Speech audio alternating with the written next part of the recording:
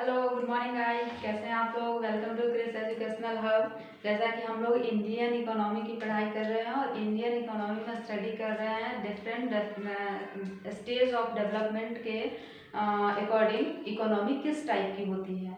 तो हमने 2-3 प्रकार की इकोनॉमी तो डिटेल्स कर ली है। अब हम नेक्स्ट करेंगे कि based on different stage of development, विकास के विभिन्न अवस्थाओं के अनुसार पर जो हमारी इकोनॉमी है वो किस टाइप की है। तो पहला development, second developing, third least developing country. ठीक है, इसमें किस टाइप से क्या क्या होता है हम लोग पहले इसको डिस्क्राइब कर लेते हैं। पहला हम लोग जैसे कि डेवलप्ड, यानी कि डेवलप्ड का मतलब होता है विकसित अर्थव्यवस्था, है ना, विकसित अर्थव्यवस्था मतलब इकोनॉमी। ठीक है, तो इसमें क्या होता है, तो इसमें हम स्टेज ऑफ डेवलपमेंट को कैसे मापते हैं कि वहाँ का डेवलपमेंट हुआ है, नहीं हुआ है, क्या हुआ है। तो जहाँ तक कि डेवलप्ड इकोनॉमी की बात है तो डेवलप्ड इकोनॉमी में ऑल ओवर डेवलपमेंट हो चुका होता है, यानी कि वहाँ पे जो इंडस्ट्रीज है वो पूरी तरह डेवलप हो चुकी होती है। वहाँ पे जो काम करने वाले लेबर है उनका वेजेस काफ़ी हाई होता है। फिर वहाँ पे जो लेवल ऑफ टेक्नोलॉजी है वो काफ़ी अच्छी होती है। इन सारी चीज़ों को हम पहले अच्छे से डिस्क्राइब कर लेते हैं कि डेवलप्ड कंट्री क्यों डेवलप होती है और उनमें क्या क्या चीज़ ऐसा पाया जाता है जिसके बेस्ड पे ये मेजरमेंट किया जाता है कि ये डेवलप्ड इकोनॉमी है, यहाँ पे डेवलपमेंट हो चुकी है। तो जैसा कि हमने पहला मेजरमेंट के तौर पे लिखा इंडस्ट्रीज को, तो वहाँ की जो इंडस्ट्रीज होती है वो काफ़ी हाई लेवल की होती है, मतलब डेवलप होती है। वहाँ पे हर एक चीज का डेवलपमेंट अच्छे से हो चुका होता है। वहाँ पे जो पब्लिक काम करने वाले हैं उनकी पर कैपिटा इनकम काफ़ी अधिक होती है, क्योंकि वहाँ पे नए नए टेक्नोलॉजीज होते हैं, काम करने वाले जो वर्कर होते हैं वो काफ़ी स्किल्ड होते हैं और ऑल ओवर फैसिलिटीज उनको वहाँ पे मिलती है। पर कैपिटा इनकम कहने का मतलब इकोनॉमिक में एक शब्द आता है प्रति व्यक्ति आय। प्रति व्यक्ति आय, प्रति व्यक्ति आय करने का मतलब कि उस देश में काम करने वाला वो हर एक व्यक्ति जिनकी इनकम की हम माप करते हैं वो प्रति व्यक्ति आय में करते हैं। तो जो हम बात कर रहे हैं डेवलप्ड इकोनॉमी की, तो डेवलप्ड इकोनॉमी में पर कैपिटा इनकम जो होती है पब्लिक की वहाँ काफ़ी हाई होती है। फिर लेवल ऑफ टेक्नोलॉजी, तो वहाँ की जो डेवलप्ड कंट्री की बात कर रहे हैं, डेवलप्ड इकोनॉमी की बात कर रहे हैं, तो वहाँ पे जो लेवल ऑफ टेक्नोलॉजी होती है वो भी काफ़ी हाई होती है। वहाँ पे टेक्नोलॉजी जो होते हैं डेवलपिंग कंट्री या लीस्ट डेवलपिंग कंट्री के अकॉर्डिंग काफ़ी अच्छी होती है। ठीक है, इंफ्रास्ट्रक्चर जो हम जिसको बोलते हैं अधोसंरचना, तो वहाँ की जो अधोसंरचना होती है, इंफ्रास्ट्रक्चर होती है वो काफ़ी अच्छी होती है, डेवलप्ड इकोनॉमी की होती है और काफ़ी डेवलप प्रोसेस में होती है। काफ़ी अच्छे से वहाँ की जो इंफ्रास्ट्रक्चर होती है वो काम करती है।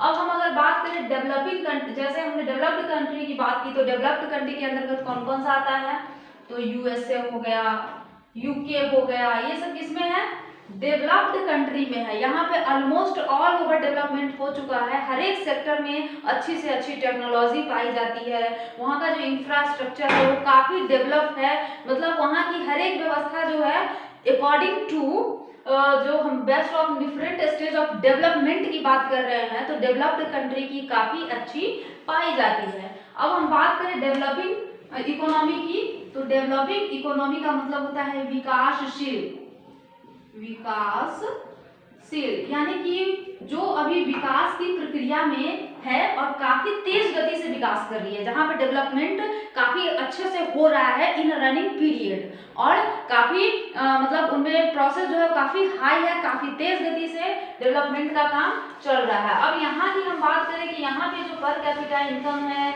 या स्टेज ऑफ डेवलपमेंट है वो किस टाइप की है, तो यहाँ पे जो इंडस्ट्री है वो अभी डेवलपिंग के प्रोसेस में है, मतलब विकास हो रही है, चाहे वो इंडस्ट्री सेक्टर हो। पर कैपिटा इनकम यानी लोगों की जो यहाँ पे आय है ये बहुत अच्छी डेवलप्ड कंट्री की जैसी तो नहीं है, पर बीच की है, यानी कि मिडल है। फिर हम बात करें कि लेवल ऑफ टेक्नोलॉजी की, तो आप इंडिया के प्रोस्पेक्टिव में ही लो, इंडिया भी डेवलपिंग कंट्री है या चाइना हो गया, तो यहाँ पे क्या है लेवल ऑफ टेक्नोलॉजी वो भी मिडिल रेंज में है, मतलब अभी यहाँ पे टेक्नोलॉजी में भी काफी डेवलपमेंट हो रहे हैं, काफी सुधार हो रहे हैं और हर चीजों को यहाँ पे अच्छा बेटर टू बेटर करने की कोशिश की जा रही है।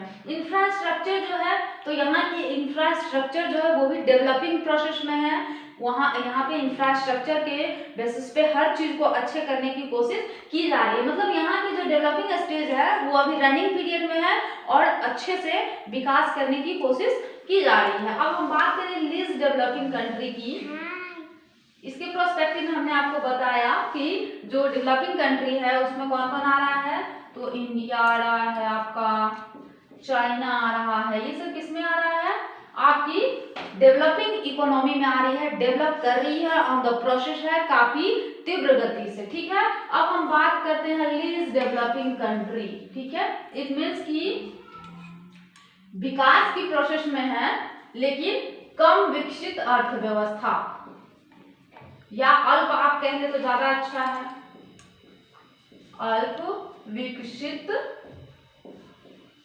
अर्थव्यवस्था।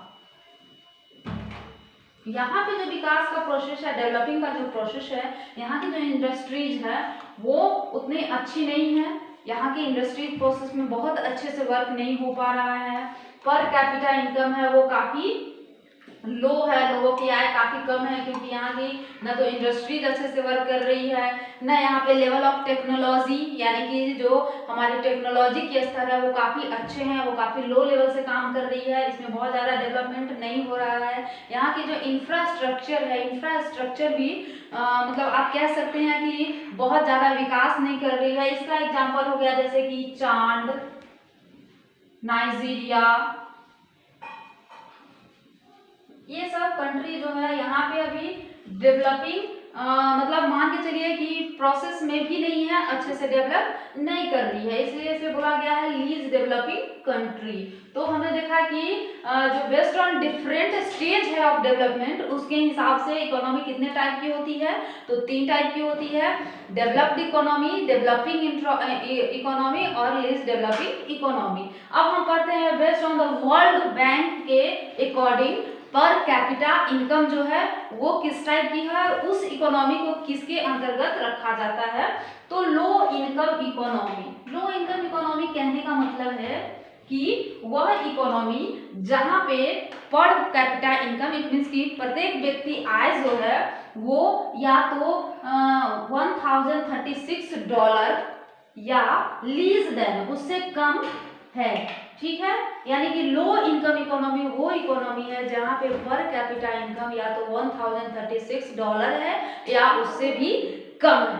फिर हम पढ़ते हैं लो मिडिल इनकम इकोनॉमी। ठीक है, तो लो मिडिल इनकम इकोनॉमी में हम किस इकोनॉमी को रखते हैं, तो वो इकोनॉमी आती है जिनमें या तो इनकम जो है वो $1036 से लेकर के $4045 तक है, वो किस में आती है, लोअर मिडिल इनकम इकोनॉमी, जहां पे पर कैपिटा इनकम या तो $1036 या मोर देन या उससे लेकर के $4045 तक है।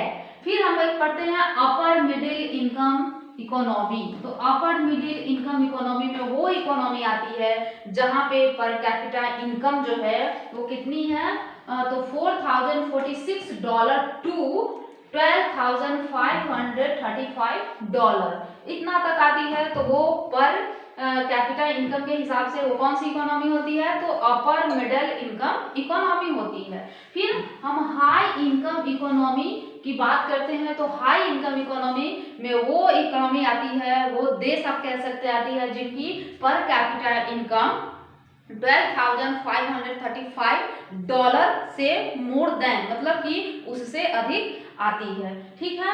हमारी जो इकोनॉमी है वो किस टाइप की है, तो हमारी इकोनॉमी जो है वो लोअर मिडिल इनकम इकोनॉमी है। किसकी हम बात कर रहे हैं, इंडिया की बात कर रहे हैं, हम अपने देश की बात कर रहे हैं। तो हम यहाँ पे आते हैं, ठीक है। तो हमने देखा अब यहाँ पे दो स्टेज देखा डेवलपमेंट का, एक देखा कि डिफरेंट स्टेज ऑफ डेवलपमेंट के हिसाब से कैसी इकोनॉमी होती है, और एक वर्ल्ड बैंक के अकॉर्डिंग पर कैपिटा इनकम के अनुसार इकोनॉमी कितने टाइप की होती है। अब हम पढ़ेंगे कि other classification of the country, यानी कि देश के अन्य वर्गीकरण, डिफरेंशिएशन, डिफरेंट वर्गीकरण के हिसाब से, क्लासिफिकेशन के हिसाब से इकोनॉमी की क्या डेफिनेशन है और किस टाइप की इकोनॉमी होती है। तो पहला हम पढ़ लेंगे first world country. First world country में किसको काउंट किया गया है, तो कंट्रीज विद कैपिटलिस्ट इकोनॉमी, जहाँ पे कि क्या है, पूंजीवादी अर्थव्यवस्था है, वो फर्स्ट वर्ल्ड कंट्री की इकोनॉमी है, जहाँ पे कि कैपिटलिस्ट इकोनॉमी है। एग्जांपल में आप ले सकते हैं यूएसए, यूके, ठीक है। इसे हम क्या बोलते हैं, फर्स्ट वर्ल्ड कंट्री बोलते हैं, ठीक है। अब हम पढ़ेंगे सेकेंड वर्ल्ड कंट्री। तो सेकेंड वर्ल्ड कंट्री में वो कंट्री आती है जहाँ पे कैपिटलिस्ट नहीं बल्कि सोशलिस्ट इकोनॉमी है। क्या है, सोशलिस्ट इकोनॉमी की स्टेज है, ठीक है। वो कंट्री आती है किसमें, तो सेकेंड वर्ल्ड कंट्रीज में आती है। फॉर एग्जांपल आप ले लो फॉर्मर यूएसएसआर, मतलब जो फॉर्मर यूएसएसआर है वो किसमें आता है, तो सेकेंड वर्ल्ड कंट्रीज में आते हैं। मतलब आप ये सीधा सीधा समझ लो कि वैसी कंट्री, वैसी इकोनॉमी जो कि सोशलिस्ट कंसेप्ट पे थी, सोशलिस्ट कंसेप्ट को अडॉप्ट करती है, वो कौन सी है, सेकेंड वर्ल्ड कंट्रीज है, जिसका एग्जाम्पल हमारा फॉर्मर जो पहले का यूएसएसआर हुआ करता था वो है। अब थर्ड वर्ल्ड कंट्रीज की बात करेंगे, तो थर्ड वर्ल्ड कंट्रीज में वो आते हैं कंट्रीज जिसमें कि क्या पाई जाती है, mixed economy that become independent after second world war. वो सारी कंट्रीज जो कि द्वितीय विश्व युद्ध के बाद स्वतंत्र होकर के बनी और जिसमें कौन सी इकोनॉमी पाई जाती है, मिक्स्ड इकोनॉमी। तो इसमें आपका कौन कौन है, इसमें हमारा इंडिया ही सबसे पहले है, जहाँ पे क्या है, ना तो सोशलिस्ट कॉन्सेप्ट है और ना ही कैपिटलिस्ट कॉन्सेप्ट है। क्या कॉन्सेप्ट है हमारे यहाँ, तो हमारे यहाँ कॉन्सेप्ट किसकी है, मिक्स्ड इकोनॉमी की कॉन्सेप्ट है। तो हमारे जैसे और भी देश जो कि सेकेंड वर्ल्ड वॉर के बाद इंडिपेंडेंट हुए और उन्होंने अपनी इकोनॉमी को अडॉप्ट की, किस टाइप की इकोनॉमी को अडॉप्ट की, तो मिक्स्ड इकोनॉमी को अडॉप्ट की, ये आते हैं थर्ड वर्ल्ड कंट्रीज। अब हम बात करते हैं फोर्थ वर्ल्ड कंट्रीज। तो फोर्थ वर्ल्ड कंट्रीज में कौन कौन सी कंट्रीज आती है, countries whose development journey has not started, वैसी कंट्री जिसमें अभी डेवलपिंग यानी विकास की एक अवस्था की ओर स्टेज भी नहीं अच्छे से कर पाया, स्टेज नहीं किया है, मतलब वो अभी विकास के प्रोसेस में नहीं निकला है, अभी वो अविकसित जहाँ पे था वहीं पे है, वो फोर्थ वर्ल्ड कंट्रीज में आती है, जिसमें आप कौन कौन को काउंट कर सकते हैं, तो देख सकते हैं युगांडा को, रवांडा को। यहाँ पे अभी डेवलपमेंट का प्रोसेस स्टार्ट भी नहीं हुआ है, ये फोर्थ वर्ल्ड कंट्रीज है जहाँ पे डेवलपमेंट की जर्नी अभी तक स्टार्ट नहीं हुई है। फिर हम पढ़ते हैं, एक आती है इमर्जिंग इकोनॉमी। इमर्जिंग मतलब उभरती, क्या आता है, उभरती अर्थव्यवस्था। तो उभरती अर्थव्यवस्था हम किसको कहते हैं, ये वो अर्थव्यवस्था है जो कि फास्ट ग्रोइंग डेवलपिंग इकोनॉमीज, वो अर्थव्यवस्था जो कि काफी तीव्र गति से विकास की ओर अग्रसर हो रही है, डेवलप कर रही है, डेवलपिंग कर रही है, वो अर्थव्यवस्था इसमें आती है जो कि काफी फास्ट रेट ऑफ डेवलपमेंट से ग्रो कर रही है, जिसका एग्जांपल हमारा इंडिया है, चाइना है, ये सब यहाँ पे अभी डेवलपिंग हो रहे हैं, काफी तेज गति से डेवलपिंग हो रहे हैं, ठीक है। अब हम थोड़ा सा इंडिया के कॉन्सेप्ट में समझ लेते हैं कि इंडिया में कौन सी इकोनॉमी है, कैसी इकोनॉमी की व्यवस्था भी चल रही है। तो हमारी इंडिया तो पहले मिक्स्ड इकोनॉमी है, जिसमें कैपिटलिस्ट और सोशलिस्ट दोनों, जिसमें हमने दोनों स्टेज को अडॉप्ट किया है। गवर्नमेंट भी यहाँ काम कर रही है, सरकार भी काम कर रही है, पब्लिक सेक्टर भी काम कर रही है और गवर्नमेंट की सेक्टर भी काम कर रही है। तो हमारी इंडिया कौन सी इकोनॉमी हो गई? मिक्स्ड इकोनॉमी हो गई। फिर हमारे यहाँ की जो इकोनॉमी है वो ओपन इकोनॉमी है। इट मीन्स कि हमारा इंटरनेशनल ट्रेड होता है, हम दूसरे देशों के साथ अपना क्या करते हैं? ट्रेड करते हैं, व्यापार करते हैं। तो हमारी इंडस्ट्रीज, हमारी इंडिया जो है वो कौन सी इकोनॉमी हो गई? मिक्स्ड हो गई, ओपन इकोनॉमी हो गई, डेवलपिंग इकोनॉमी हो गई। हम डेवलप कर रहे हैं, इमर्जिंग इकोनॉमी के थ्रू हम लोग इमर्जिंग इकोनॉमी में है, काफ़ी डेवलपमेंट हम लोग कर रहे हैं, डेवलपिंग की प्रोसेस में है। और हमारे यहाँ की जो इनकम है वो लो मिडिल इनकम है।